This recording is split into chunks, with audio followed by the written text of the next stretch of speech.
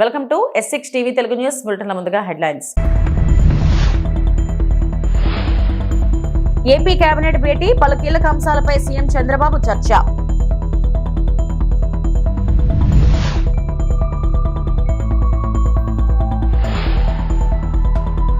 Bhogapuram airport పేరుతో credit చోరీ, మా హయాంలోనే వేగంగా పనులు జరిగాయి. మాజీ సీఎం వైఎస్ జగన్.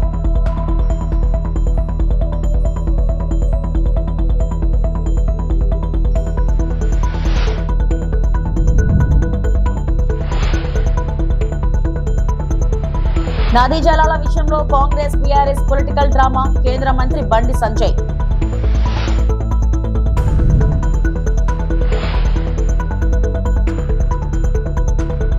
ఆంధ్రప్రదేశ్ రాష్ట్ర ముఖ్యమంత్రి నారా చంద్రబాబు నాయుడు అధ్యక్షతన ఇవాళ ఏపీ సచివాలయంలో మంత్రి మండలి సమావేశం జరుగుతుంది. ఈ సమావేశంలో పలు కీలక అంశాలపై సీఎం చర్చిస్తున్నారు. దాదాపు 38కి పైగా అజెండా అంశాలపై మంత్రివర్గ సమావేశంలో సీఎం మాట్లాడుతున్నారు. ఏపీ లాజిస్టిక్ ఇన్ఫ్రాస్ట్రక్చర్ కార్పొరేషన్ ఏర్పాటు ఆమోదం తెలపనుంది. ఎంఎస్ఎంఈ పరిధిలో ఏపీ క్లస్టర్ డెవలప్మెంట్ కార్యక్రమానికి గ్రీన్ సిగ్నల్ ఇవ్వనుంది. దాదాపు 200 కోట్లతో 45 ఎంఎస్ఎంఈ కామన్ ఫెసిలిటీ కేంద్రాల ద్వారా వచ్చే 5 ఏళ్లలో 500 మందికి ఉపాధి కల్పనే లక్ష్యంగా క్లస్టర్ డెవలప్మెంట్ ప్రోగ్రాం అమలు చేయనుంది. రాష్ట్రంలో వివిధ పరిశ్రమల ఏర్పాటుకు పెట్టుబడుల ప్రోత్సాహక బోర్డులో తీసుకున్న నిర్ణయాలకు మంత్రివర్గం ఆమోదం తెలుపనుంది.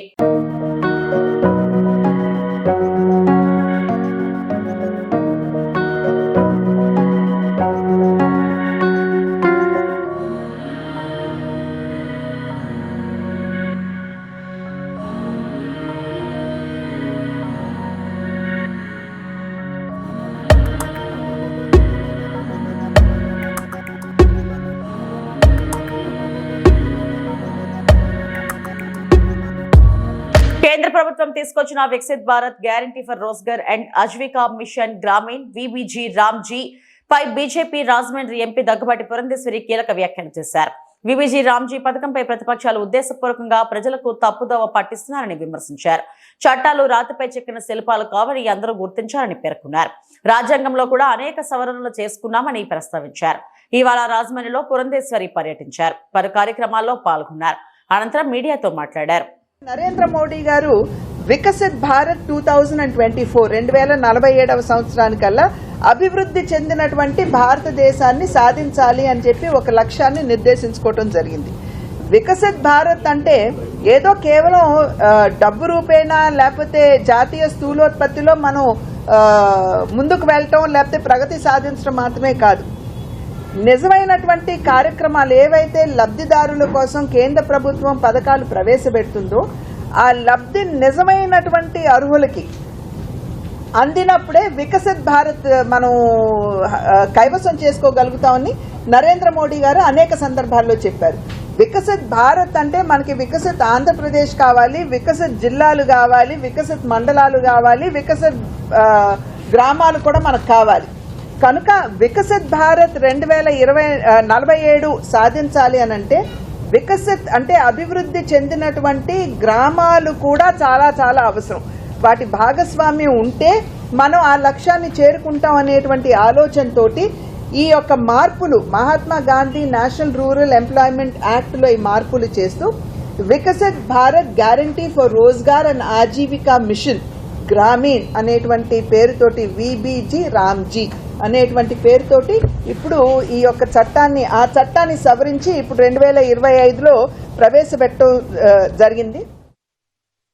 ఇప్పుడే కృష్ణానదికి వరద నీరు ఇలా వస్తుంటే భవిష్యత్తులో ఎలా ఉంటుందని మాజీ సీఎం వైఎస్ జగన్ ప్రశ్నించారు.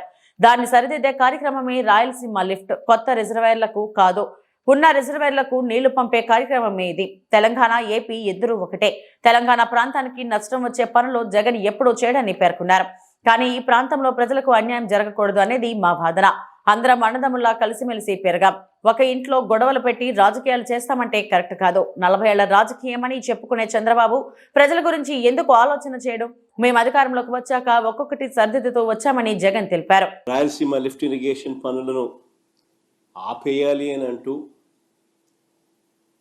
ఏకంగా తెలంగాణ ముఖ్యమంత్రి గారు అసెంబ్లీలో క్లోజ్ డోర్ మీటింగ్లో తాను అడిగానని తన మీద గౌరవంతో చంద్రబాబు గారు ప్రాజెక్టును ఆపేశారు అని ఏకంగా తెలంగాణ ముఖ్యమంత్రి తెలంగాణ నిండు అసెంబ్లీ సభలో వాళ్ళ రిలేషన్షిప్ గురించి, చంద్రబాబు నాయుడు గారు రాష్ట్రాన్ని ఎలా అమ్మకానికి పెట్టారు అన్న వాస్తవాల గురించి ఏకంగా రేవంత్ రెడ్డి గారు అన్న మాటలు నిజంగా ఇది చూసిన తర్వాత ఒకసారిగా రాష్ట్ర ప్రజలకు అందరికీ కూడా, రైతన్నలందరికీ కూడా, మరీ ముఖ్యంగా రాయలసీమ, నెల్లూరు ఈ ప్రాంతాలకు సంబంధించిన రైతులకు నిజంగా చంద్రబాబు నాయుడు అనే వ్యక్తి ఒక విలన్ క్యారెక్టర్ కింద కనిపిస్తుంది.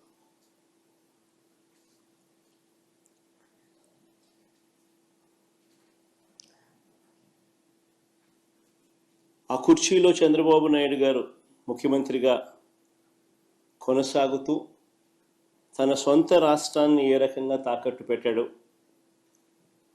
రాష్ట్ర ప్రజలను తన స్వార్థం కోసం ఏ రకంగా తాకట్టు పెడతా ఉన్నాడు అన్నదానికి రేవంత్ రెడ్డి స్టేట్మెంట్లు సాక్ష్యాలు. నిజంగా బహుశా భారతదేశ చరిత్రలో ఇలాంటి చరిత్రహీనుడు బహుశా ఎవరు ఉండకపోయిండొచ్చు.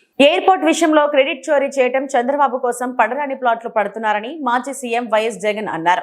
భోగాపురం ఎయిర్పోర్ట్ పేరుతో పెద్ద ఎత్తున భూదోపిడీకి ప్లాన్ చేసిన చంద్రబాబు 15,000 ఎకరాల భూమి కావాలన్నారు. దీనికి వ్యతిరేకంగా 130 కేసులు వేశారు. మేము వచ్చాక 2,700 ఎకరాలకు కుదించి పనులు మొదలుపెట్టాం.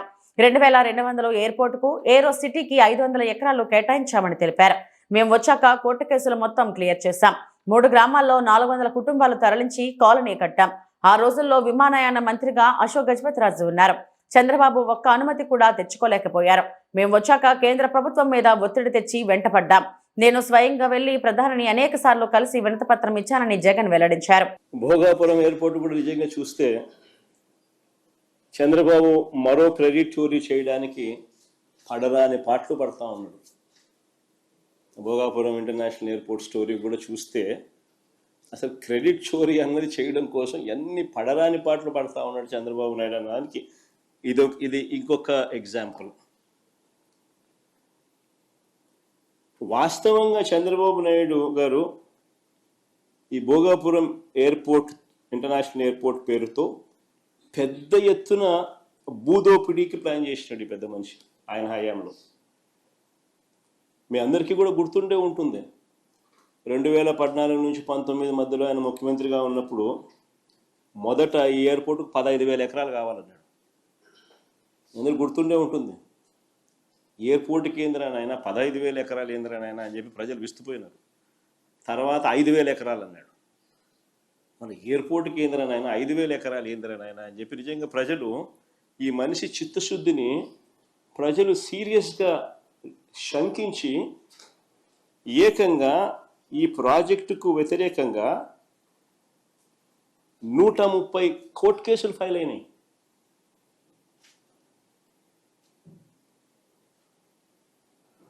అధికారంలోకి వచ్చిన తర్వాత ప్రాజెక్టు సైజును 2,200 ఎకరాలు ఎయిర్పోర్టుకు, ఇంకొక 500 ఎకరాలు ఏరో సిటీకి, మొత్తం 2,703 ఎకరాలకు కుదించి what is reasonable, what is the size.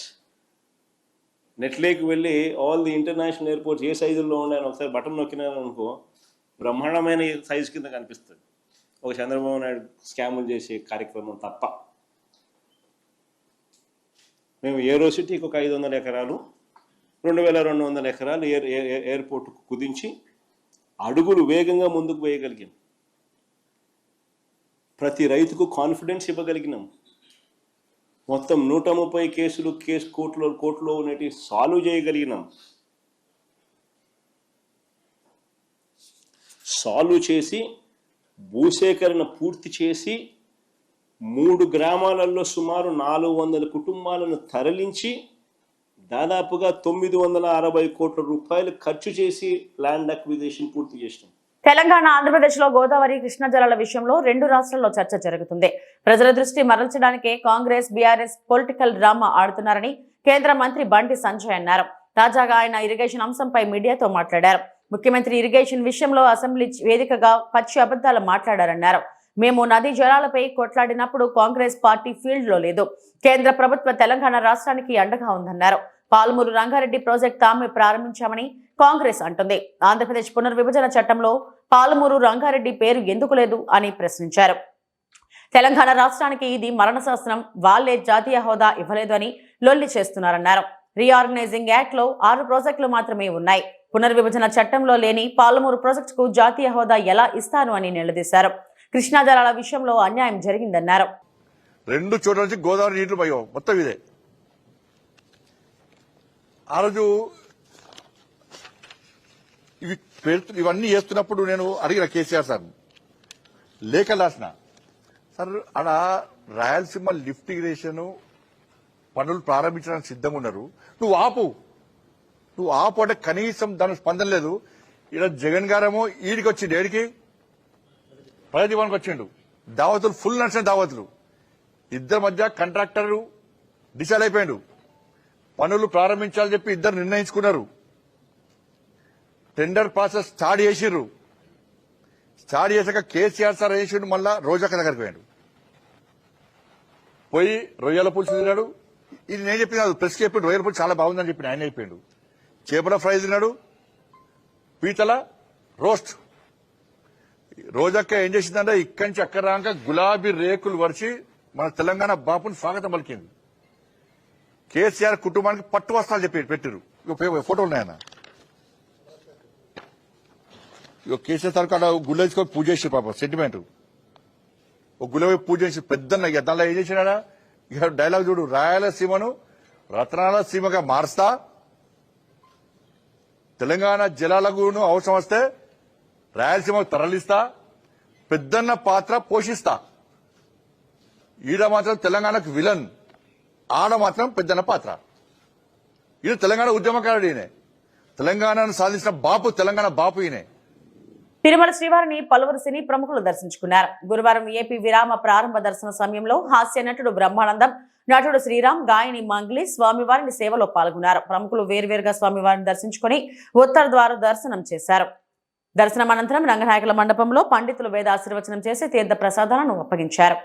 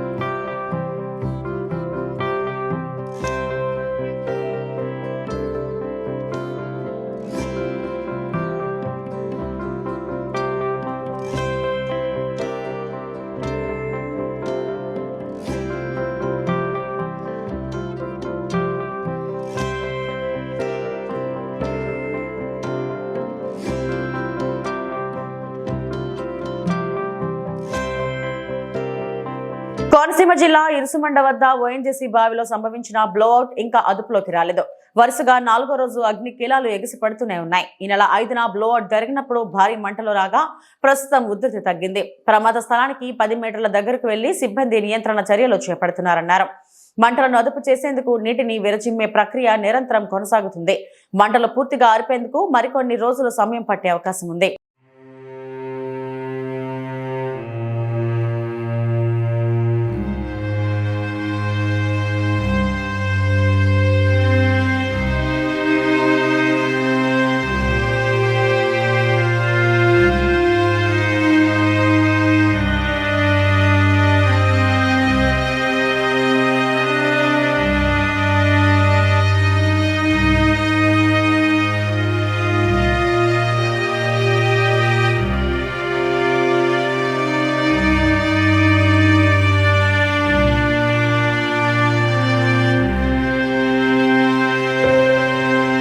Anantapuram జిల్లాలో మరోసారి టీడీపీ వర్సెస్ వైసీపీ మాజీ ఎమ్మెల్యేల మధ్య మాటల వివాదం కొనసాగుతుంది. వైసీపీ పౌరుషంపై ధర్మవరం మాజీ ఎమ్మెల్యే కేతిరెడ్డి వెంకట్రామరెడ్డి చేసిన వ్యాఖ్యలపై తాడిపత్రి మున్సిపల్ చైర్మన్ జేసీ ప్రభాకర్ రెడ్డి తీవ్రంగా మండిపడ్డారు. నేను రాయలసీమ బిడ్డనే, నాకు పౌరుషం ఉందని తెలిపారు. కేతిరెడ్డి కుటుంబానికే పౌరుషం లేదు. 3 ఏళ్ల తర్వాత మా ప్రభుత్వం వచ్చాక చూసుకుందామని చెల్లుతున్న వైసీపీ నాయకులకు ఇదే నా సవాల్. దమ్ముంటే ఇప్పుడే రండి, చూసుకుందామన్నారు. ధర్మవరం మాజీ ఎమ్మెల్యే కేతిరెడ్డి అంతా షో ఆఫ్ చేస్తున్నారు. రాయలసీమకు పౌరుషం లేదంటున్న కేతిరెడ్డి వెంకట్రామరెడ్డిని రాయలసీమ ప్రజలు చెప్పులతో కొడతారని జేసీ ప్రభాకర్ రెడ్డి పేర్కొన్నారు. ధర్మవరం ఎమ్మెల్యే గారు, అదే ఎక్స్ఎమ్మెల్యే గారు ఎక్కడ పడితే అక్కడ మాట్లాడుతున్నాడు. ఏమనుకుంటున్నాడో తెలియదు. షో ఆఫ్, ఆయనంతా షో ఆఫ్. ఎందుకంటే ఆయన ఫ్యామిలీ టూర్కి పోతే కూడా ఫోటోలు మనకు బైనాకులాస్ తెలియదు, లేకపోతే సౌత్ ఆఫ్రికా తెలియదు, లేకపోతే సఫారీ తెలియదు. ఇంకా పైలట్ ఏదో ఎక్కినాడంటే దాని అంత షో ఆఫ్. ఏడు ఈ కూతలు.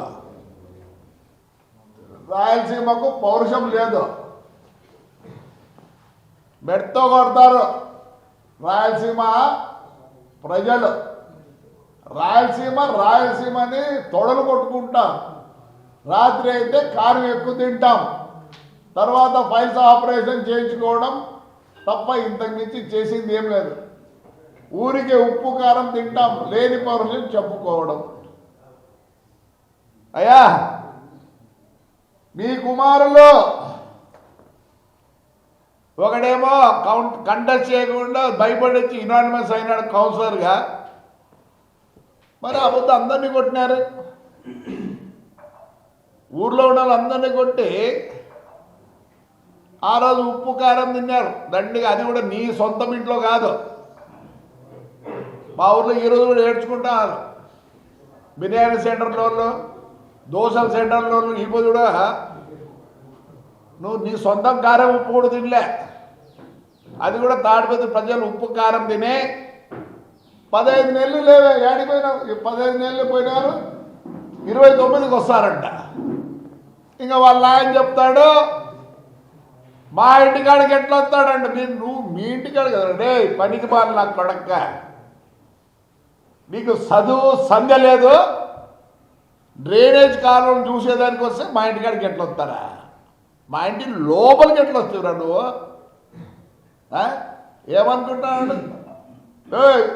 ఈ ధర్మవరం ఎక్స్ఎమ్మెల్యే నీకు యాడికి నోటికి వస్తే అటు మాట్లాడతావా? యాడికి నోటికి వస్తే అటు మాట్లాడతావు నువ్వు? ఏమనుకుంటాను? రాయలసీమ పౌరుషం లేదా? లేదు, నువ్వు ఏం చేసినావురా? రా డిబేట్కి రా. లిఫ్ట్ ఇరిగేషన్ గురించి మాట్లాడదాం. రాయలసీమ లిఫ్ట్ ఇరిగేషన్ మాట్లాడదాం. అంతకుముందు మీరు చేసిండ్రే. నాకు కొడకల్లారా అటు మిద్దెలు కట్టించుకొని 4 గుర్రాలు పెట్టుకొని ఏమే మినీ కూపర్ పెట్టి నీ కథ నాకు తెలియదా? ఎంతుందిరా నీకు? ఎంతుందిరా? మినీ కూపర్ అంటే కూడా తెలియదు. ఇవి ఇప్పటివరకు నా బుల్టన్ అప్డేట్స్. నమస్తే.